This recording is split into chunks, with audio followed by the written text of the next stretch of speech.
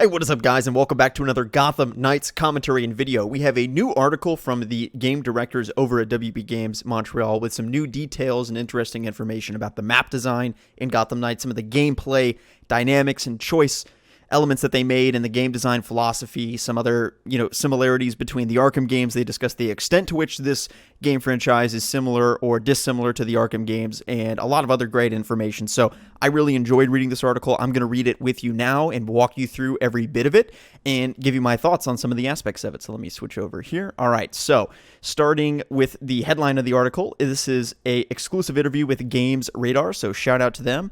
The article is called Gotham Knights Wants to Transform You and a Friend into a Truly Dynamic Duo. Big in 2021, WB Games Montreal takes us inside Gotham Knights, the next generation of superhero games, from Josh West. Okay, so delving right into it here, the first two paragraphs are not super heavy on information, and then we get more into the map stuff and the gameplay and villain stuff later. So we'll kind of breeze through the first half here and go from there.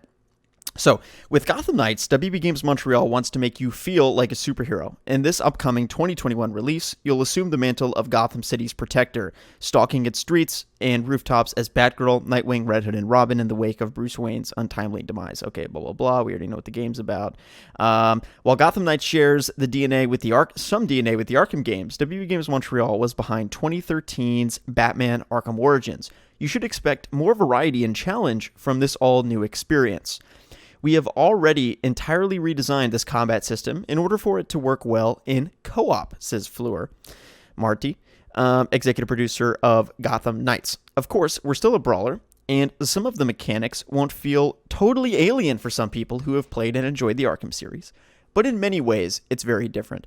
And I would actually agree with this analysis. I don't think that she's necessarily saying anything that we don't know here.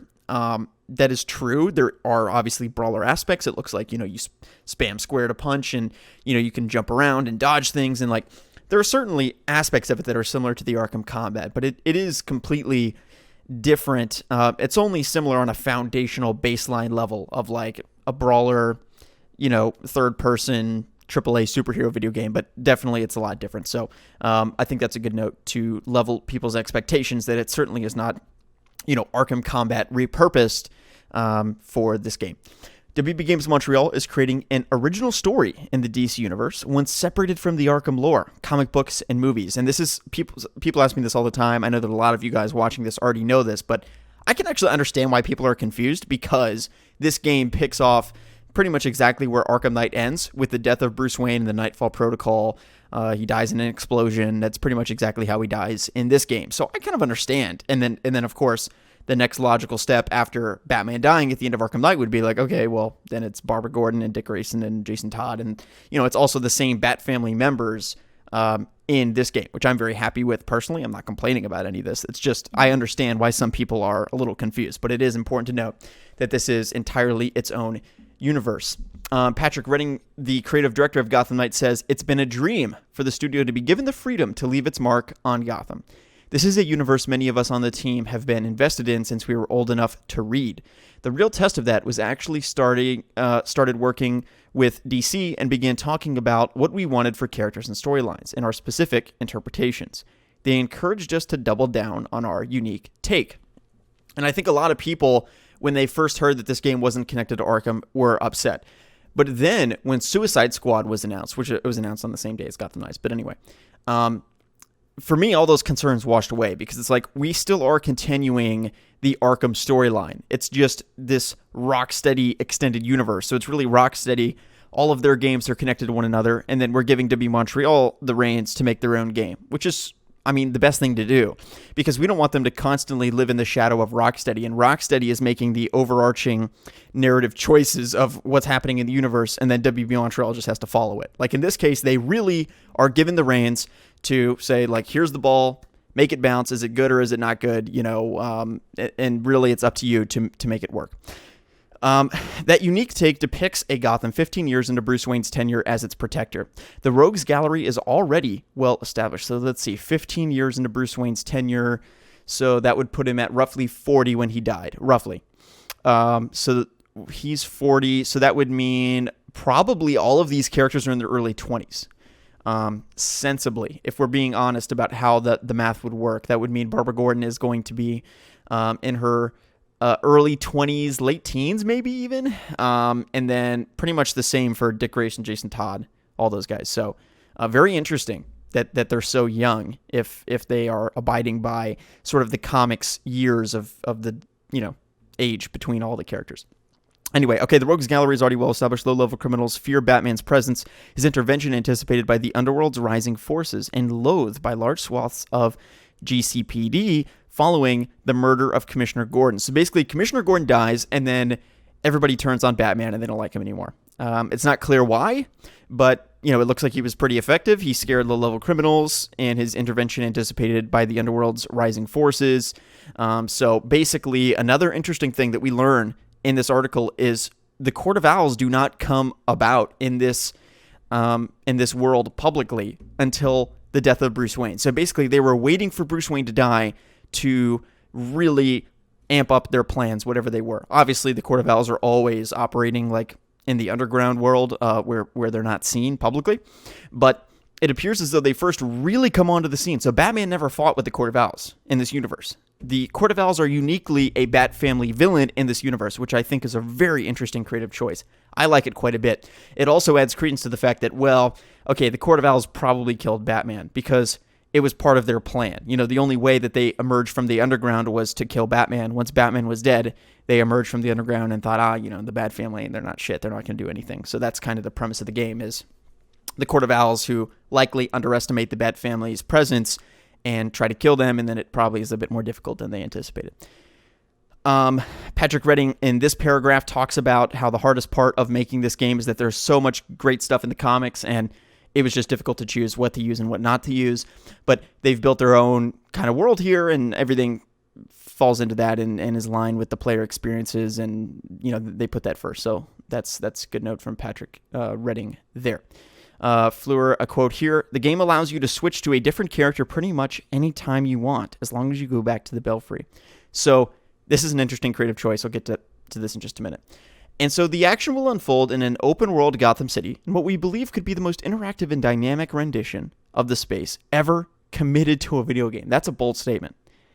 The most interactive and dynamic rendition of the space ever committed to a video game. So that's more than Batman Arkham and Spider-Man PS4. I think that's possible. That's totally possible because you have so many characters, and if the map is big enough and this world is built out enough, I could certainly see that. There are civilians in this map too, so that's already giving it a leg up over Arkham in terms of dynamic, interactive ability and that type of thing, because it's going to feel like a real Gotham that's lived in rather than Arkham Knight, let's say. So 5 distinct boroughs make up Gotham, and another side note they don't mention here, but those boroughs are all based upon legacy Gotham families. So for instance, like one of the boroughs is associated with the Elliots, Thomas Elliot and that type of thing, which is, Hush. So the Hush family, whatever, you know what I mean? So Thomas Elliot's dad, I mean to say. So anyway, okay, let's get back into it. Mr. Freeze, 5 distinct boroughs make up Gotham, and you'll need to wrangle back control of each, while iconic villains such as Mr. Freeze and powerful new threats, like the mysterious Court of Owls, emerge from the shadows following the fall of the Dark Knight. You'll be tasked with clearing up escalating threats to the city, protecting the citizens of Gotham from street crime, and with figuring out what happened to Bruce. It's the balance between investigation and insurrection that has shaped Gotham Knights' direction. Oh, I like what they did there. No, that sounds fascinating. So you have the lower level crime, street crime. These might be more side mission type of things. And then you have the main villains like Mr. Freeze and the Court of Owls. You're investigating that. And then all the while you're looking at, who killed Bruce Wayne and what are they trying to do? Like, what's their next step? Again, it certainly seems to me like the Court of Owls were heavily involved with the death of Bruce Wayne. But we'll have to wait and see exactly how that all played out. And it's possible that other villains could be involved, which is really fascinating. Okay, even when we had the outline of our central mystery, we forced ourselves to focus on the characterization first and how that should shape not only narrative and performances, but the action set of each of the 4 heroes, says Redding. We looked at the overall tone of our Gotham City and used that to decide which supporting cast and villains we should build the game around. That became the foundation, it shaped the game systems, and then we built the game story and found our cast of characters to work on top of that. So it looks as though they really built the game systems, gameplay of like the map and design and how everything works together. The gameplay, again, the map design, traversal with the bat bikes and everything. And, on top of that, then the story is kind of intertangled into that. So it seems like they had a really good game design approach in my view. As somebody that knows nothing about game design, so that means nothing. Okay. The cast of characters is vital, with Batman's most iconic villains flooding the city. This isn't a mission you can accomplish on your own. So again, this whole story is really predicated on, okay, Batman dies, and all of Batman's villains were scared of him. He was, roughly 40 years old. So this is a Batman in his prime, 15 years into his career. He's killed, probably by the Court of Owls, but we'll have to see. And then all of Batman's villains then are like, okay, Batman's dead, free reign over the city. So then Mr. Freeze is coming back and, Talon emerges into the public eye for the first time, that type of thing. So really interesting plot. I actually quite like the premise of the game a lot. I really, really like it. Fascinating. 10 out of 10. Really, really love it. While Gotham Knights has 4 playable heroes, it has been designed around 2-player co-op to deliver on a rather specific superhero fantasy. The 2-player dynamic fits the fantasy and the Gotham City setting. The duo or team-ups is such a central feature of the universe that there's a literal shorthand for it in the comics, animation, film, and TV version, says Redding, who notes that this was also a way of ensuring that the city's narrow streets and ancient architecture didn't feel claustrophobic as you're fighting alongside a friend. Gotham is a city of alleyways and rooftops, so the footprint of gameplay needs to be compatible with that. So again, really this game is built from the ground up for dual play and co-op play, which I think is fascinating. That is the main distinction between this game and something like Arkham or Spider-Man PS4. And I'm very excited about that because it's a healthy balance between the games as a service model, where it's like 4, 6, 8, 20 players playing together, which gets a bit much. You can't have a well-crafted story. And then Arkham, where it's just you all alone. So I'm really looking forward to that. All right, check this out. Gotham Knights is an action RPG with a rotating cast of heroes, each of which you'll have to improve over time, investing in new abilities, combat gear, and costumes as you progress. While Gotham Knights can be played solo, it also features seamless drop-in, drop-out co-op, so that you and a friend can take on Gotham as you so choose. Marty tells me that it was important to WB Games Montreal that you never feel as if you are locked into playing as just one character, and as a result, there is fluidity and freedom to Gotham Knights' core design. Okay, check this out. This is really interesting. This might be controversial among some fans. We'll see. The game allows you to switch to a different character pretty much any time you want, as long as you go back to the Belfry to do so. With the Batcave destroyed, the moment Code Black was initiated, the Belfry is the new base of operations for the Gotham Knights. This is where you'll go into daytime mode to regroup and rest, push the narrative forward as you accept new challenges and missions and tinker with your heroes' suits, weapons, gear, and playstyle build. When night falls, you're ready to go back out on patrol.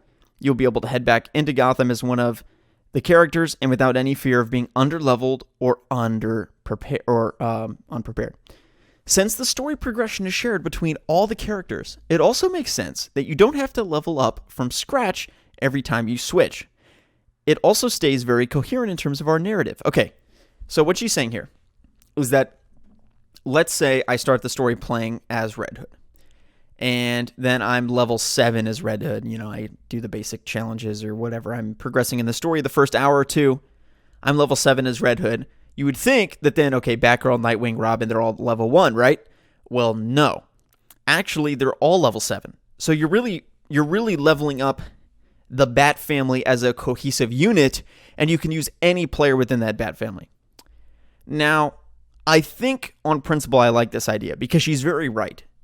She's correct that this presents a design challenge because let's say I'm really high on playing Red Hood for the first couple hours. So then my Red Hood is level 12 and then my other characters are level 1. Well, now I'm going to be, fighting against really difficult enemies 3 hours into the game as opposed to what I was doing 1 hour into the game. And Robin and Batgirl, they're going to be so underpowered I can't use them. So she's right in the sense that they really have to do this. There's no choice. Like, you can't I haven't played Robin the whole story. Now I'm at the end of the game. I'm fighting the Court of Owls and like the final boss fight, and I have a level 1 character. That makes no sense. My question is the abilities. How are we getting new abilities with every level up, like Spider-Man PS4 or Batman Arkham? If so, how does this work? How can you level up on Red Hood? Because aren't the abilities on each character different? So I guess I don't understand, like, if you get to level 7, do you get 7 power-up abilities for each of the characters you have to customize on every single character? That must be how it works, I assume, but I don't know. That's the big question I have. But I think she's absolutely right in diagnosing that, the level up has to be for the whole Bat family. Otherwise, you're not going to be incentivized to switch between characters at any point. Since the other members of the Bat family are always present in some way in the background, while you're out in the world fighting crime or unraveling the mystery, they don't stay inactive, so it makes sense that they are also progressing and getting stronger. This design decision serves 2 purposes. First, it ensures we won't be spending all of our time stuck in the Belfry arguing with a friend over who gets to play as Barbara Gordon. Secondly, there won't be any need to grind through experience for character unlocks and levels. Enemies will scale to your progression level too, ensuring that we'll always feel free to experiment with different heroes and their unique playstyles, weapons, and abilities. Gotham Knights is going to present us with the most challenging mission the Bat family has ever faced, and you'll be able to tackle it on your terms. So, again, I like all of this. This is the end of the article, but I like all of this as a concept. My main question is, I hope that there are level ups for the characters. I want all of these characters to play very differently, and it seems like they're going for that. But, like, Red Hood, for instance, you're leveling up your guns, your non-lethal guns. But anyway, like, you would level those up, whereas for Batgirl, you'd have something totally different. With Nightwing, you'd be leveling up your, batons. I just don't understand how that works at this point. But, they probably have something worked out for that. But I hope it is true that it's not just you level up and then you do more damage and have more health. That's like a Destiny model. And I hope it's not like that. I hope it's not like, oh, I'm level 7, so I'm more powerful than I was at level 1. It's like, no, you're more powerful at level 7, maybe partially because of that, but I would prefer it's because you get abilities and you can level up. Oh, you can level up your stealth versus regular combat versus, this weapon that you have versus this ability, that type of thing. I think they could have done this even better in the Arkham games, honestly, where, in Spider-Man PS4 Miles Morales, for instance, they actually do a really good job with this, where your Venom powers get stronger. Like, you can do new things. You can press new combo buttons to get new abilities, and that's your level up. So I hope that it's not like Destiny, and you just get more health and more damage as you level up. And that seems to me to be the biggest challenge with this whole system of, you level up as one unit, and it doesn't matter which character you play, they're all the same level. Okay, that's true, but like, isn't there still customization of the characters that you would have to do individually for them? So let's say I'm level 7 as Red Hood, and then I'm like, okay, I want to play Nightwing. Presumably, you still have to pick 7 level up abilities for Nightwing, right? So I don't know. There's just a lot of questions to answer there. Not saying that it's anything to be concerned about, but I'm just very curious how that will work. But otherwise, really interesting article. Obviously, we got some details about the story and the Court of Owls coming on the scene and how that's going to play out. We got some details about the co-op information, how that's going to work, and some of the villains, and overall a really great piece. So thank you to Games Radar for interviewing the game designers over at WB Games Montreal. If you enjoyed the video, be sure to give it a thumbs up, subscribe to the channel, turn on the notification bell, and also leave a comment with your thoughts and theories for Gotham Knights in the comments section below. Thank you for tuning in. See you guys in the next video. Peace out, and shout out to all of my elite members. If you'd like to become a member of the channel, it's only $5 a month. Check it out in the description below. Peace out.